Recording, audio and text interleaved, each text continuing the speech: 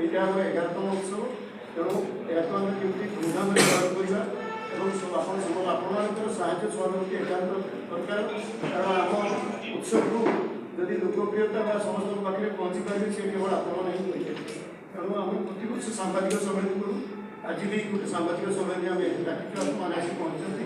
ଆମର ପ୍ରୋଗ୍ରାମ ଯେମିତି ସୁକାନ୍ତବାବୁ କହିଲେ 30 ତାରିଖରୁ ଷ୍ଟାର୍ଟ ହେବ, ଜାନୁଆରୀ 31 ଏବଂ ଫେବୃଆରୀ 1 ଏବଂ ଏ 3 ଦିନ ଯାକ ଆମର ଗେଷ୍ଟ ବି ଆସୁଛନ୍ତି। ତା ସହିତ ଆମର ଯେଉଁ କଲଚରାଲ ପ୍ରୋଗ୍ରାମ ସ୍ପେସିଆଲି ଆମ ପ୍ରୋଗ୍ରାମର ଗୋଟେ ରହିଛି ଆମ ମୟୂରଭଞ୍ଜର ଯେଉଁ ଝୁମର ହଉ ଆଉ ମୟୂରଭଞ୍ଜର ଯେଉଁ କଳା ସଂସ୍କୃତି ତାକୁ କେବଳ ଆସିକି ସେଇ ଲୋକମାନଙ୍କୁ ଆମେ ଏଠି ଆମେ କେବଳ ମୟୂରଭଞ୍ଜକୁ ଆସନ୍ତି, ତାଙ୍କ କଳା ସଂସ୍କୃତି ବିଷୟରେ ସେମାନେ ଏଠି ଆମ ଭୁବନେଶ୍ୱରରେ ଦେଖାନ୍ତି ତାଙ୍କର କାର୍ଯ୍ୟକ୍ରମ ଦେଖି ଏବଂ ବହୁତ ଲୋକ ଖୁସି ହୁଅନ୍ତି।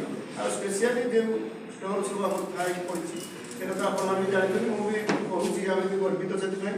ଯେଉଁ ମୟୂରଭଞ୍ଜ ମୁଢ଼ି ମାଂସ ଆପଣମାନେ ଜାଣିଛନ୍ତି ସେ ଆଉ ମୟୂରଭଞ୍ଜ ଆମର